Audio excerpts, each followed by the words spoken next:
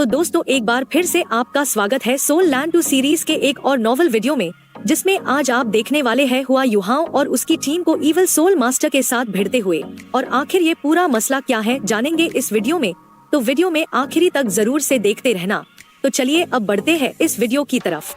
इस पार्ट की स्टार्टिंग वहीं से होती है जहां हमें इन तीनों इविल मास्टर को दिखाया जाता है, और तभी इनमें से एक कहता है, मिस काइमा आप जाके उस स्पिरिट बीस्ट को ललचा के बाहर निकाल लाइए। और तभी ये किसी तरीके के मंत्र जाप को फूकने लगता है, मतलब कि ये चांटिंग करने लगता है, जिस वजह से इसके अंदर से दो काफी डरावनी खोपड़ी बाहर निकलती है जो कि सीधे आगे की तरफ बढ़ रही होती है। और इसे ऐसा करते देख इन सभी के ही काफी तगड़े वाले होश उड़ जाते हैं और ये कहते हैं ये तो एक इविल स्पिरिट मास्टर है जो कि काफी डरावनी तरीके से अपनी काफी खतरनाक पावर को इस्तेमाल कर रहा है। और इसे ऐसा करता देख युहाओं मन में कहता है, देख के ऐसा लगता है कि जितना हमने ओरिजिनली सोचा था चीजें उससे भी कहीं ज्यादा प्रॉब्लम्स करने वाली है। और इसके इविल ऑरा की वजह से वो स्पिरिट बीस्ट बाहर निकल के आ जाता है, जिसे देख के युहाओं के भी होश उड़ जाते हैं। और ये मन में कहता है ये तो एक 10,000 year old dark golden red bear है। और हम देखते हैं कि डार्क गोल्डन बियर ने एक काफी ज्यादा खतरनाक अटैक कर दिया होता है, जो कि काफी तेजी में उस इविल स्पिरिट मास्टर की तरफ जाता है। लेकिन वो इविल स्पिरिट मास्टर इसे बड़ी ही आसानी से डॉज कर लेता है। लेकिन इस डार्क गोल्डन बियर के अटैक की वजह से वहाँ पे एक ही झटके में काफी सारे पेड़ कट के नीचे गिर जाते हैं। और युहाओं हैरान होते हुए मन में कहता है ये डार्क गोल्डन बियर काफी ज्यादा स्ट्रॉन्ग है, और यहाँ तक कि मुझे ये भी मालूम नहीं है कि ये उससे कितना ज्यादा स्ट्रॉन्ग है जिससे पहले मैं और जियाओ मिले थे। तभी हुआ युहाओं चौंकते हुए कहता है, आखिर यहाँ पे ये क्या चल रहा है। यहाँ तक कि वैसे उस डार्क गोल्डन रेड बेयर ने देख लिया है कि उसके ऊपर किसने अटैक किया है, लेकिन तब भी उसने हमारा पीछा नहीं किया। ना सिर्फ इतना, बल्कि वो तो अपनी केव में वापस से लौट के जा रहा है। और तभी इविल स्पिरिट मास्टर्स में से एक कहता है, ये वही स्पिरिट बीस्ट है और तुम लोग जाकर उस पर अटैक करना और कोशिश करना उसे एक जगह पर ही रोक सको। तो फिर चलो हम अपनी स्ट्रैटेजीज के बारे में डिस्कस करते हैं। और इस तरफ पूरी सिचुएशन को देखते हुए मिस काइमा मन में कहती है, बेसिकली ये तो एक मौत का बुलावा है, क्योंकि हमारी एबिलिटीज के हिसाब से हमारे पास एक चांस भी नहीं है उस डार्क गोल्डन बेयर को हंट करने का। और इनका व्यवहार काफी ज्यादा विचित्र है और ना जाने इन लोगों का छिपा हुआ उद्देश्य क्या है। और इस तरफ ये उस गोल्डन बियर को देखते हुए मन में कहती है, उस बियर ने ज्यादा कुछ नहीं किया है, बल्कि ये तो सिर्फ अपने केव के एंट्रेंस पर वापस से लौट के चला गई है, जैसे कि ये किसी चीज को प्रोटेक्ट कर रही हो।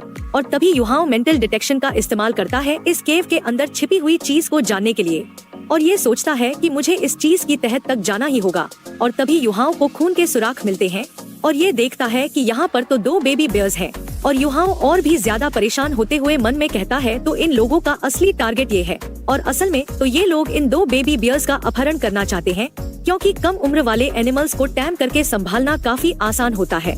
और इन दोनों छोटे बियर्स को देख के युहाओं समझ जाता है कि ये इन बियर्स की मदर है, जो कि सिर्फ अपने बच्चों को प्रोटेक्ट कर रही है। और इस वजह से युहाओं को इन तीनों के ऊपर काफी गुस्सा आता है और ये मन में कहता है, ये लोग तो कितने ज्यादा गिरे हुए हैं, इसलिए हमें इन्हें हर हालत में रोकना ही होगा।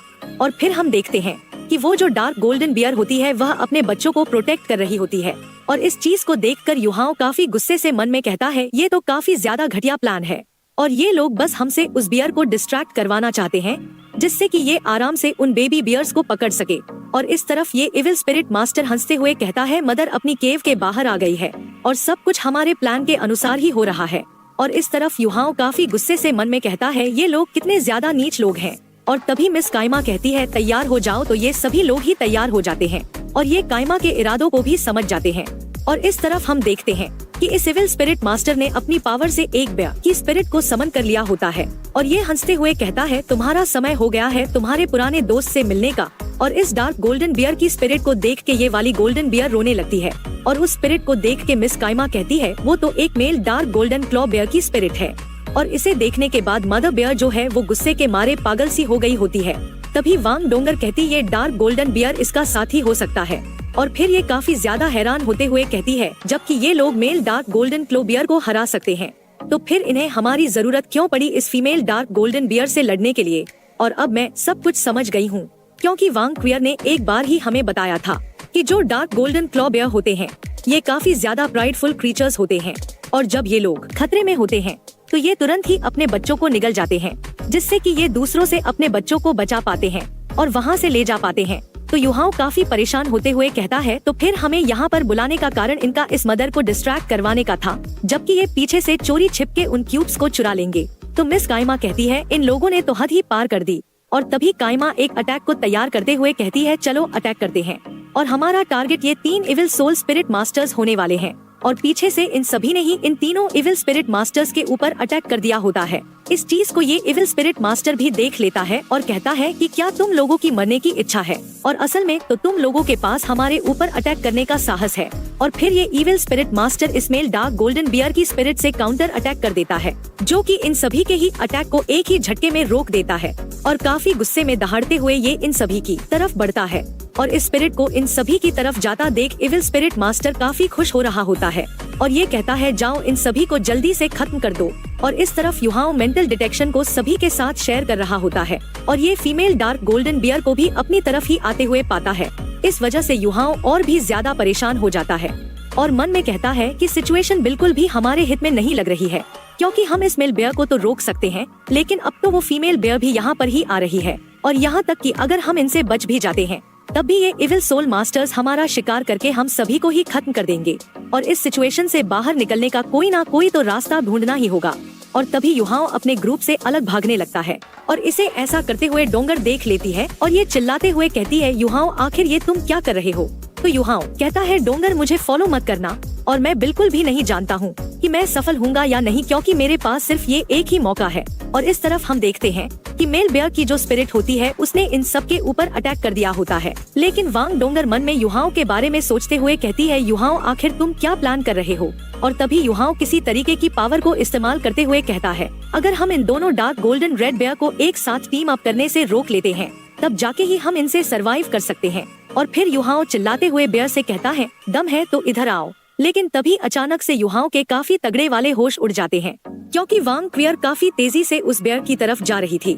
और जब युहाओ वांग क्वियर को स्पिरिट बीस्ट की तरफ जाते हुए देखता है तो ये मन में कहता है क्या ये उस डार्क गोल्डन क्लो बियर से सिर्फ अपने स्पीयर के साथ लड़ने जा रही है, और यहाँ तक कि अगर ये काफी स्ट्रॉन्ग भी है लेकिन तब भी इसके लिए उस बियर के फुल पावर के अटैक को रोक पाना नामुमकिन है। और आखिर ये क्या करने का प्लान कर रही है। और तभी हम देखते हैं कि युहाओ किसी तरीके के सोल गाइडेंस स्पिरिट वेपन को बाहर निकालता है और इसे बाहर निकालते हुए ये मन में कहता है नहीं मुझे हर हालत में वांग क्वियर को रोकना ही होगा। और हम देखते हैं कि ये सोल गाइडेंस वेपन बिल्कुल किसी तरीके की गन मशीन की तरह लग रहा होता है और तभी इसके पास वांग डोंगर भी इसके मदद के लिए आ गई होती है। और फिर युहाओ टारगेट में dark golden red claw bear को लॉक कर देता है और इसका चार्जिंग टाइम 2 सेकंड्स का होता है। इसे इस्तेमाल करते हुए युहाओ मन में कहता है वैसे तो शायद ये वांग क्वियर को थोड़ा इंजर्ड कर दे, लेकिन मुझे हर हालत में उस बियर को अटैक करने से रोकना ही होगा। और फिर ये तुरंत ही थंडर फ्यूरी का एक काफी ज्यादा खतरनाक अटैक कर देता है और हम देखते हैं कि युहाओ का जो क्लास 7 का lightning soul guidance cannon thunder's fury होता है ये काफी ज्यादा खतरनाक अटैक को तैयार करने लगता है। और जैसे ये पूरी तरीके से चार्ज हो जाता है और अटैक करने के लिए तैयार हो जाता है तो ये तुरंत ही इसके ट्रिगर को दबा देता है, जिस वजह से इस कैनन के अंदर से काफी ज्यादा खतरनाक और पावरफुल अटैक बाहर निकलता है, जो कि सीधे उस डार्क गोल्डन बियर की तरफ जा रहा होता है, जो कि वांग क्वियर के काफी ज्यादा नजदीक से गुजरता है। और ये वांग क्वियर के पास से गुजरते हुए उस डार्क गोल्डन बियर को काफी ज्यादा जोर से हिट करता है, जिस वजह से यहाँ पर वाकई में काफी ज्यादा तगड़ा ब्लास्ट होता है। और यहाँ तक कि इसके अंदर से काफी ज्यादा पावरफुल एनर्जी शॉक वेव्स बाहर निकलती है और इन ब्लास्ट की शॉक वेव्स की वजह से वांग क्वियर को भी काफी ज्यादा दिक्कत हो रही होती है। और इतने पास इतने खतरनाक ब्लास्ट हो जाने के बावजूद भी वांग क्वियर बच जाती है और ये इस धमाके को सरवाइव भी कर लेती है। और वैसे तो वांग क्वियर को कुछ भी नहीं होता है, लेकिन जो फीमेल डार्क गोल्डन बियर होती है उसकी काफी बुरी हालत हो गई होती है। और इस तरफ क्योंकि युहाओ ने इतने ज्यादा पावरफुल कैनन को शूट किया था तो इसके बैक फोर्स की वजह से युहाओ काफी पीछे तक खिसकता हुआ चला जाता है। और फिर ये तुरंत ही खड़ा होकर एक और काफी खतरनाक अटैक करने के लिए कैनन को चार्ज करने लगता है और ये इस कैनन को अटैक के लिए तैयार करते हुए मन में कहता है थैंकफुली वांग क्वियर इससे हर्ट नहीं हुई और अब समय सेकंड अटैक का हो गया है। और तभी हम देखते हैं कि कैनन पूरी तरीके से रिचार्ज हो जाता है और इस बार ही युहाओ ने टारगेट में उन 2 क्यूट बेयर को लॉक किया होता है और ये एक बारी ही और वापस से एक काफी खतरनाक फायर करते हुए मन में कहता है मैं पूरे 100% श्योर हूँ कि वो जो 2 इविल स्पिरिट मास्टर्स है वो इस खतरनाक अटैक को डॉज करने की बजाय डिफेंड करना ही चूज करेंगे। और क्योंकि ये लोग काफी ज्यादा लालची हैं, तो ये लोग पक्का उन 2 बियर क्यूब्स को प्रोटेक्ट करेंगे। और इस तरफ ये इविल स्पिरिट मास्टर्स भी इस अटैक को अपनी तरफ आते हुए नोटिस कर लेते हैं, लेकिन जब ये इस अटैक की पावर को देखते हैं तो इन लोगों के काफी तगड़े वाले होश उड़ जाते हैं और हम देखते हैं कि इन एविल सोल मास्टर ने तुरंत ही अपनी मार्शल सोल ट्रू बॉडी को अनलीश कर दिया होता है और ये अपने मार्शल सोल पाइथन को इस्तेमाल करके इस अटैक को रोकने की कोशिश करते हैं। और युहाओ मन में कहता है तो इनके पास अंडरवर्ल्ड स्नेक की मार्शल सोल ट्रू बॉडी है और इन एविल सोल मास्टर ने हजारों सोल्स की मदद से एक काफी ज्यादा पावरफुल शील्ड बनाई थी, लेकिन उस कैनन के लाइटनिंग अटैक की वजह से वो शील्ड बड़े ही आराम से टूट जाती है और ये लगातार एविल सोल मास्टर्स की तरफ ही बढ़ती रहती है। और जब इन सोल मास्टर्स के ऊपर लाइटनिंग अटैक हो रहा था, इस मौके का फायदा उठा के युहाओ इस केव के अंदर चला जाता है और ये अपनी मेंटल पावर को इस्तेमाल करते हुए मन में कहता है मुझे अपनी स्पिरिट पावर को फुल पावर के साथ रिलीज करना पड़ा, जिससे कि मुझे एक मौका मिल सके जिससे कि मैं केव के अंदर जाकर सिचुएशन को संभाल सकूं। और तभी युहाओ इन बेबी बियर्स को देखते हुए युहाओ मन में कहता है तो ये लोग सच में इन क्यूब्स को टारगेट कर रहे हैं, लेकिन मैं इन क्यूब्स के साथ यहाँ से कैसे बच के जा सकता हूँ। और इस तरफ हम देखते हैं कि इन एविल सोल मास्टर्स के ऊपर लाइटनिंग अटैक होना खत्म हो गया होता है और इनमें से एक गुस्से से कहता है आखिर किसकी हिम्मत हुई इस अटैक को हम पर करने की, और पक्का कोई ना कोई हमारे पास जरूर है और हमें हर हालत में उन क्यूब्स को हासिल करना ही होगा, इसलिए किसी भी कीमत पर उन्हें यहाँ से मत जाने देना। और जब ये लोग अंदर आ रहे होते हैं तभी हम इन क्यूब्स को देखते हैं जो कि यहाँ से डर के भाग रहे थे और युहाओ इन्हें रोकने के चक्कर में जाने अनजाने में अपनी आइस की पावर से इन्हें जमा देता है और इस चीज की वजह से ये जीभ काटते हुए माफी मांगते हुए कहता है मुझे माफ करना, मैंने गलती से स्नो एम्प्रेस की पावर को इस्तेमाल कर लिया। और फिर ये इन्हें स्टोरेज रिंग के अंदर रखते हुए कहता है लेकिन ये ठीक रहेगा क्योंकि इस तरीके से मैं इन्हें अपने स्टोरेज सोल गाइडेंस डिवाइस के अंदर रख सकता हूँ। और प्लीज इन चीजों को मेरे साथ थोड़ा सहलो और मैं तुम दोनों को अभी यहाँ से बाहर ले जाऊंगा। और इस तरफ हम इन इविल सोल मास्टर्स को देखते हैं जो काफी तेजी से इस केव के अंदर बढ़ रहे होते हैं और इनमें से एक कहता है मैं यहाँ पर किसी अजनबी का ऑरा सेंस कर सकता हूँ, जल्दी से आगे बढ़ो, किसी भी हालत में उसे जाने मत देना। और इस तरफ युहाओ भी इन्हें अंदर आते हुए सेंस कर लेता है और युहाओ मन में कहता है ये तो बुरा हुआ और अब मेरे पास यहाँ से बच के जाने का भी समय नहीं है। और यहाँ पर इविल स्पिरिट मास्टर आने के बाद कहते हैं यहाँ से इन क्यूब्स के निशान गायब हो गए हैं। तो दूसरा कहता है आखिर ऐसा कैसे हो सकता है। तो इनमें से दूसरा कहता है लेकिन यहाँ से तो कोई भी पहले नहीं गया है। और इस तरफ युहाओ कहता है ये बिल्कुल भी सही नहीं हो रहा है। हम देखते हैं ये इविल मास्टर कहता है चलो पहले इस एरिया को सर्च करते हैं और ध्यान रहे कि यहाँ तक कि यहाँ से एक चींटी भी बच के जाना पाए।